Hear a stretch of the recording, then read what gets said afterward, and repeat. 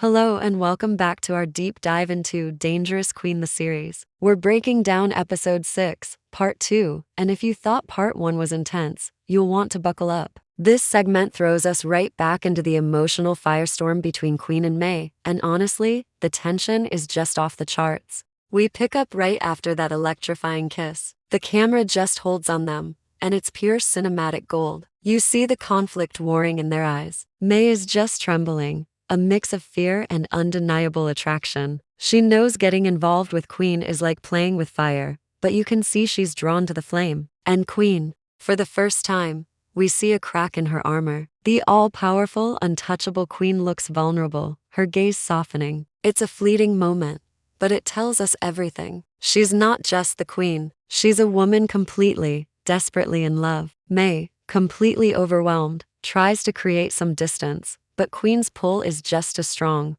The scene then shifts to this dimly lit private room. It's raining outside, which just adds to the heavy, claustrophobic atmosphere. This is where Queen corners May, demanding an answer. "Do you feel nothing for me?" she asks, her voice low, her presence overwhelming. May's heart is pounding, and she finally whispers what we've all been suspecting.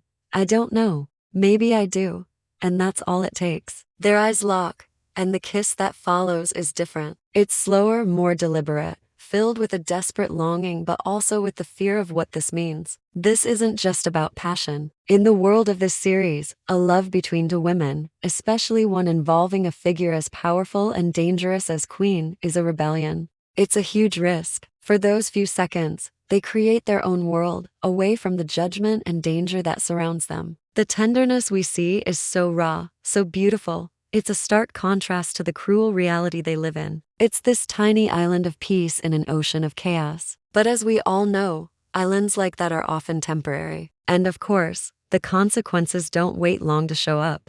The outside world starts to intrude on their fragile bubble. One of Queen's most loyal followers, a character who's always been suspicious, starts noticing Queen's distracted behavior. Her focus is shifting, and it's all because of May. This follower starts digging around, and suddenly the air is thick with jealousy and the threat of betrayal. May starts to feel like she's being watched everywhere she goes. The paranoia is setting in. Queen, feeling this pressure and probably terrified of losing her grip, becomes even more volatile. Her love for May is now both her greatest weakness and a dangerous weapon. This leads to one of the most powerful confrontations of the entire series. The emotional peak of this part is when May, feeling cornered and manipulated, finally stands up to Queen. She accuses her, saying, "You don't love me, you want to own me." And Queen's reaction is what breaks your heart. She doesn't fight back with words. She's just silent. And in that silence, you see the unshed tears, the pride that won't let her admit the truth. She does love May,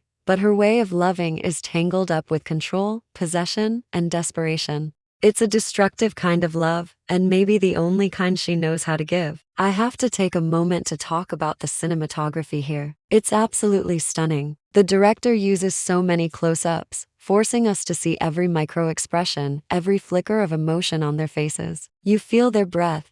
You see the conflict in their eyes. The lighting is genius. During their intimate moments, it's soft and warm, creating this ethereal glow. But when we're in Queen's world, in her mansion, everything is cast in dark, sharp shadows. This contrast perfectly symbolizes the battle within Queen herself, the struggle between the tender love she feels and the overwhelming need for control that defines her. As we near the end of this part, the tension becomes unbearable. May reaches her breaking point. She can't live like this anymore, caught in Queen's web. She decides to leave. We see her packing her bags, her hands trembling, but her mind is made up. She's fighting for her freedom. It's a gut-wrenching scene, and just as she's about to walk out the door, Queen appears. My heart literally stopped. I was expecting a huge fight, for Queen to physically stop her, but she doesn't. In a moment of shocking restraint, she just stands there. The final words of the scene hang in the air, heavy and final. "If you go, don't come back." May turns back for one last look, tears streaming down her face, and then she walks away.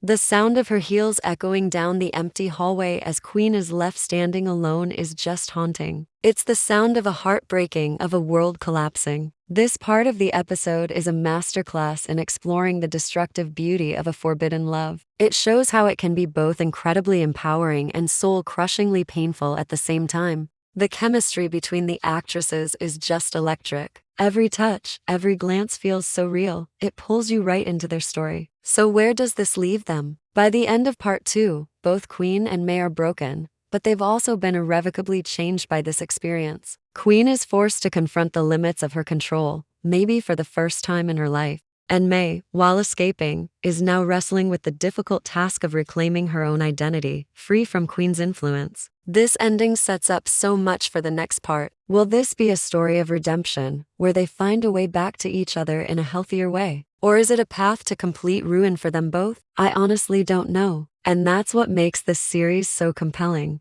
What did you all think of this part? That final scene was just devastating. Let me know your theories and feelings down in the comments below. I'd love to hear what you think is going to happen next. Thank you so much for watching with me today. If you enjoyed this breakdown, please give this video a thumbs up.